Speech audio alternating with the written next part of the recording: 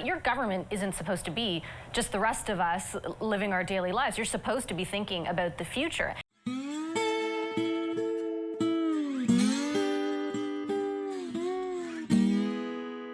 The Liberal Party is in a little bit of a panic mode, a little bit of a damage control over the egg in their face that Donald Trump gave them.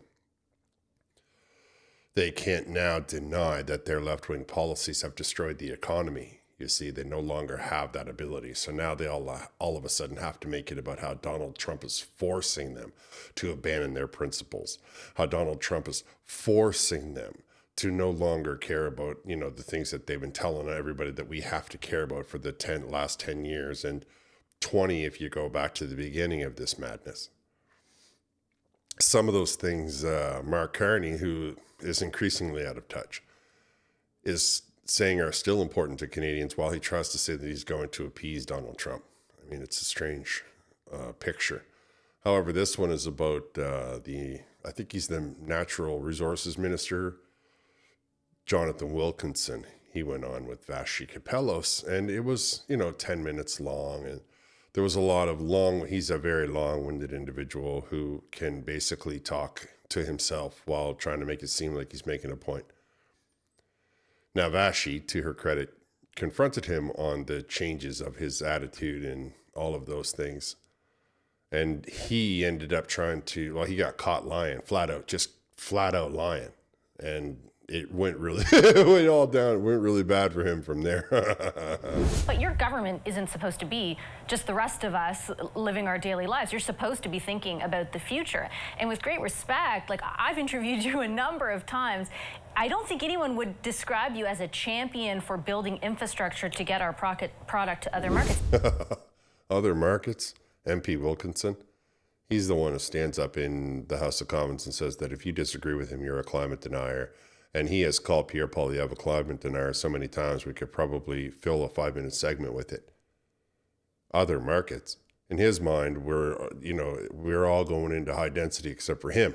He's going into an estate. Of LNG, for example, and the interviews we've done on that, a quote from you just a number of months ago: the government is opposed to using government money to fund inefficient fossil fuel subsidies. We're the first country in the world to actually do that. We are not interested in investing in LNG facilities. Now it appears that you and your government have had a big change of heart.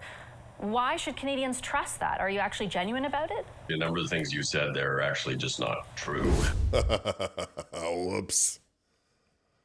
Now, Jonathan Wilkinson is used to getting away with that, where he just says, oh, no, it's not true. And then he turns away from the conversation or he turns away from the microphone.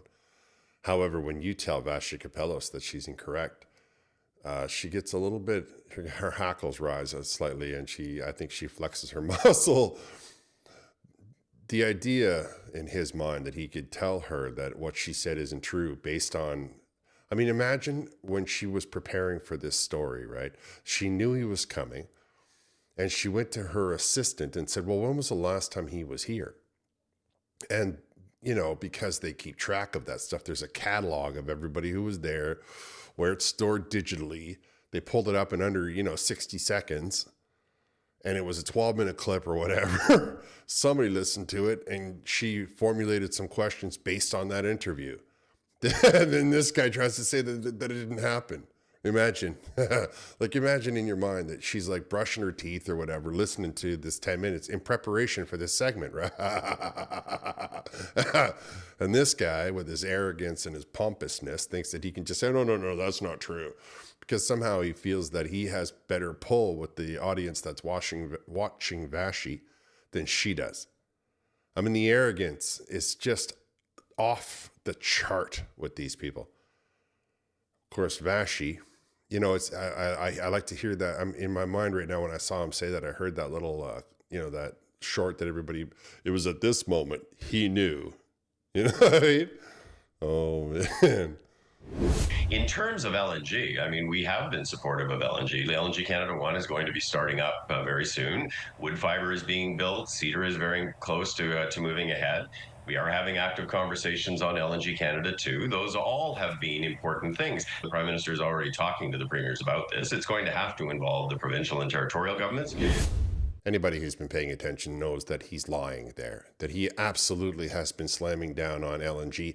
I watched that report that she quoted. I probably did a video on it in my back catalog, because that was right around the time that they were talking about the bill that they were going to put forward to cap the oil and gas industry. He has been all over the LNG. Now he wants to say that he's been all there the whole time, which is just a lie. And on top of that, he wants to say that, oh no, we have to work together with the premiers of the provinces. Well, obviously the premiers have control of their resources, which is of course why you cannot, tell any of them that they have a cap on their emissions, on their productions cap, right? And that was something that Danielle Smith told you no. And this all opened up with her saying, I'm going to Donald Trump and ask him if he wants me to double our production.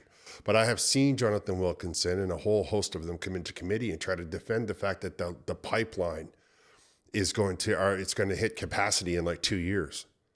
I know I made videos about the committee because it was MP Stubbs, and she can be quite animated when she's pressed, and she was quite upset over the pipeline and all of the stuff that's right now biting the Liberals right in the face is stuff that they were talking about in these meetings, saying, hey, where's the plans for the future all of a sudden?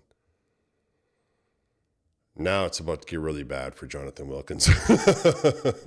But you're framing it as someone who's asking you about what your government's position is on getting extra capacity to other markets. You're a climate change denier. I read a direct quote to you in which you told me there's no way that there's going to be government investment in phase. That was a question about phase 2. And this government, and certainly I, have been very strong advocating for the simplification of regulatory and permitting issues, the work with the provinces to try to better align those things so that these projects can get built expeditiously. Man, there's so much dishonesty in those 3 statements that you can't even, it's hard to know where to begin.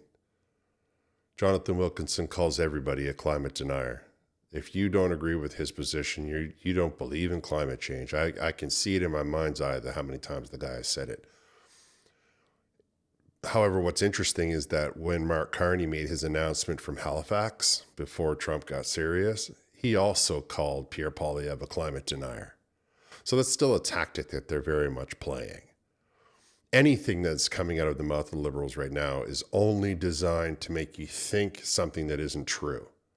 The second they get your vote, they will turn their back on anything that they're telling you now and do exactly what they've been trying to do from the beginning, which is destroy the middle class.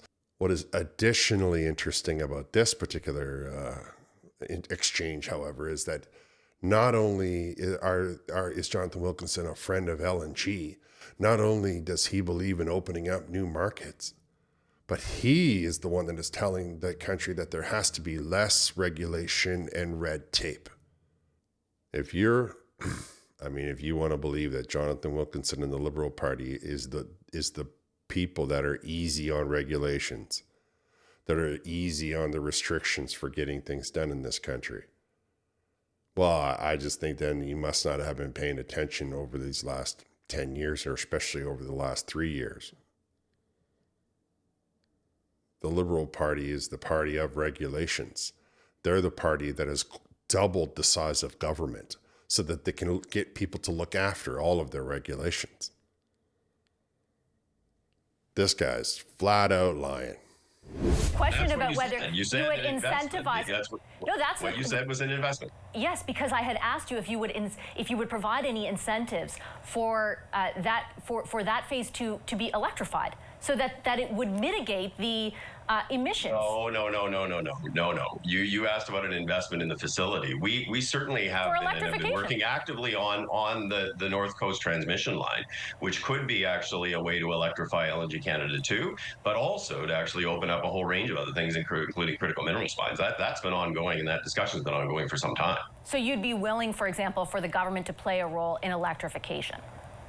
Yes, and we've said that, and we're actually working with the government of British Columbia on that right now. And so what does that mean for the future of projects like that? And is there any discernment between, in your view, the way that you would have positioned the government 2 years ago, for example, on things like this, and now, vis-a-vis Donald Trump? She just took him apart. Part of me believes that she took him apart because of that crack where when he said to her that what she said wasn't true. What I think is astounding is the turnaround. All of a sudden now, the Liberal Party is 100% behind LNG and opening foreign markets. And, the population of the country was telling them for years that that's what they wanted. The premiers of the provinces have been telling them for years that's what they wanted. The opposition parties were telling them that for years that's what they wanted. And all it took was Donald Trump to say, I don't want to do business with you anymore. And you get a complete 180-degree turn from these guys. Because that's the straw, right? That's the one that lays it down now. We all see that the economy is far too fragile under these far left zealots. They will never give us the booming economy that we need, that we want. They will never give us the prosperity that we all deserve for hard work. They want us to work hard and own nothing. They want us to work hard so they can capitalize on it. They don't want you to have the benefits of your own hard work. Now, what's funny is when you hear Jonathan Wilkins talking about how, well, no, I'm talking to LNG and there's a program is about to get started and something is around the corner, and everything that they say is always just around the corner, right? It's like in the olden days when they would say, well, the check is in the mail. There's never anything that comes to fruition with the Liberal Party. They've been in power for 10 years and there's nothing they have completed. There's nothing that they've followed through on. Everything they say is always about next time, next time, next time. They've been promising that they're going to solve the housing crisis for years. They've been telling us that they're going to solve the economy for years. I mean, this isn't just 20 or 30 minutes. This is a long time, day in and day out of the same thing over and over. And now that we all see just how bad the economy is without the United States, they're all running around saying, oh, no, we knew that the whole time, And our ideas were not the reason that this country is left so fragile. Our ideas are not the reason that the economy is basically nothing without the Americans, who are actively, just so we are all clear, the Americans are actively pursuing getting off any of they say, oh, we get a lot of fuel from Canada, but they are actively trying to get away from that. I mean, let's not forget that one of the very first phone calls Trump made was to the guy in Saudi Arabia. What's Saudi Arabia make, do you think? Now he wants to get into Gaza. Everybody's like, wow. Yeah, and nobody wants to consider the fact that he just wants to put a base in the Mediterranean that can have oil on it, and he can bypass the Suez. I mean, you guys got to think, man. Think your way through these decisions. Everybody makes it seem, because they get emotional, that there's no thought to it. There's no calculation, but there is exceedingly large amounts of calculation in these ideas. Will they all come to fruition? I don't know, but I absolutely know that there's going to come a time when the United States is going to cut back the amount of gas it buys or the amount of crude it buys from Canada, because they will have manufactured their own crude. And where will we be? We will be stuck with the climate fanatics trying to tell us that we can't cut down a tree to make a house. We're all going to have to live in these gigantic high-rises that basically go to the moon. And we're going to have to sit there while they use their drones to come and give us our supper. Like, it's not the future that I have for my life. It's not the future. It's not a future. And it's collapsing everywhere. It's all over Germany, all over Europe. The countries are falling apart with this, that are following this ideology. Mark Carney, he wants to be the guy who finishes it off. He tries to convince you that it's only a short blip, that it's only going to be 4 years. 4 more years of the climate fanatics that we got going on will be all it takes to send this country back into the dark ages. Especially when you start to consider that by the end of this year, the differences in the amount of money that the average American has versus the middle-class Canadian will be noticeable. Canada has already got a GDP smaller than Mississippi. And Mississippi is the United States' smallest GDP. So we are basically, as a country, may have less GDP than an independent state. So, imagine a state, like one of the rich ones. Imagine how far they are ahead of Canada, our entire country. And it has a lot to do with the policies of the far left, the Marxist ideology, the environment fanatics of the Liberal Party. Be smart with your vote, because it matters. It's going to matter for your future. All right, I'm going to wrap here. I want to thank you for listening. I'll talk to you next time.